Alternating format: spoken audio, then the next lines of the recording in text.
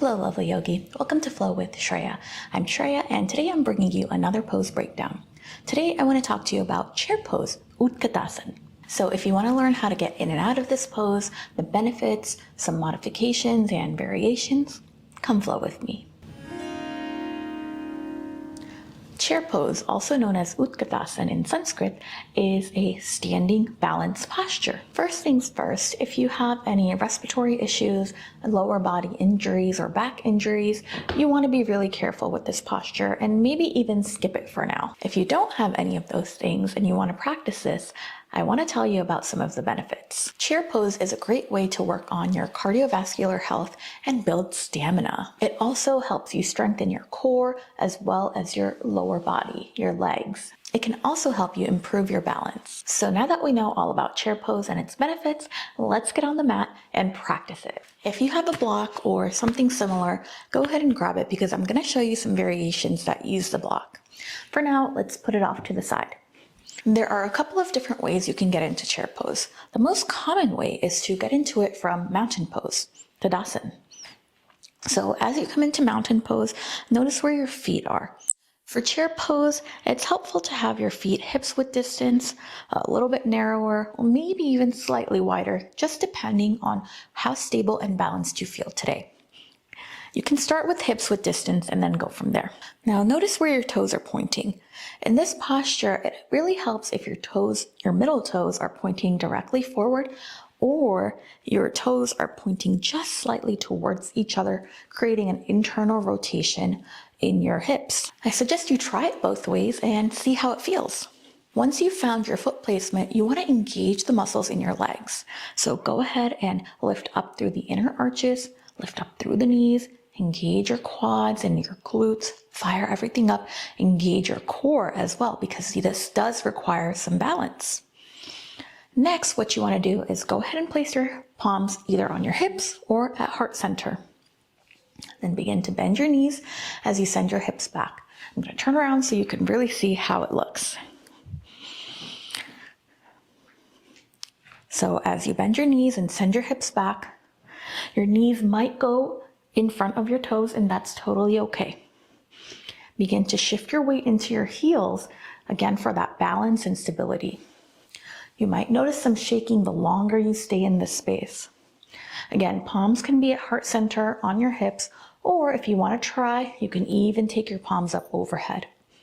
Bringing your elbows in line with your ears. Gaze can be down at the ground or straight ahead of you. Breathe in and out here. Sink lower. Exhale and release. Shake out your legs. So that's your basic general chair pose. Now another way to get into it is from a forward fold. So go ahead and meet me at the top of your mat. Inhale, send your arms up. Exhale, fold forward. This time go ahead and try with your toe placement in a slightly different way. So if you had them in, point them forward. If you had them forward, point them in. Wherever you are, take a moment just to enjoy this forward fold. And then again, shifting your weight a little bit more towards your heels. Bend the knees as far as you can, and then rise and lift your torso. Again, sending the tailbone back towards the back edge of your mat.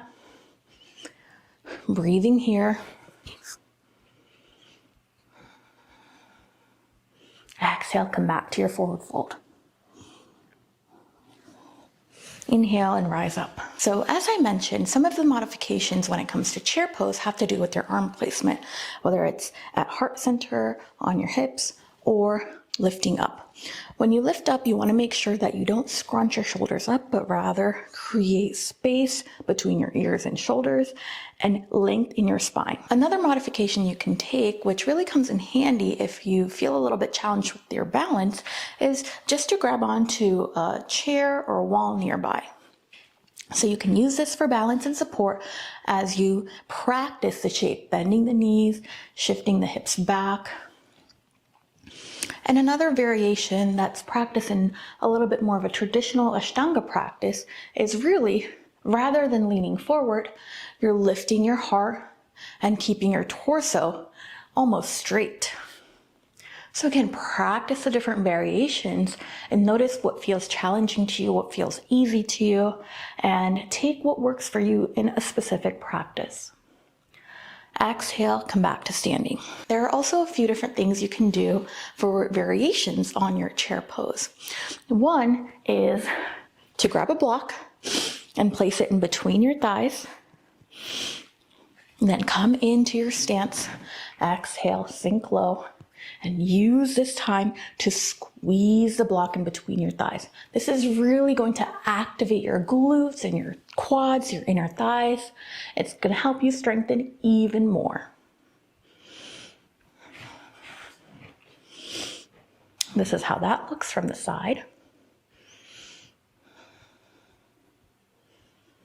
Exhale, release, and take the block out. Take a moment again to just shake out your legs. We're practicing a lot of chair pose in this video. Another variation you can take from chair pose is a twist. So bring your palms to heart center or your hips. Exhale, sink the hips back. Meet me in your chair pose. Breathe here. You can take a closed twist or an open twist here. So for the closed twist, you want your palms at heart center. And as you exhale, twist to your left, hooking your right elbow onto your left outer thigh. In this space, notice if your right knee wants to jut forward. Encourage it to come back in line with the left. Gaze can be straight forward at the ground or up towards the sky. Inhale, come back to center and come back to standing.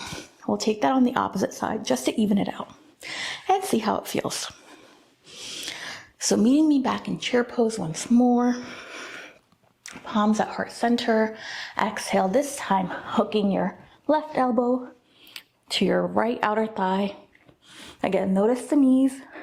Make sure they're in alignment. And then find your twist. A couple breaths here. Exhale, release to your forward fold.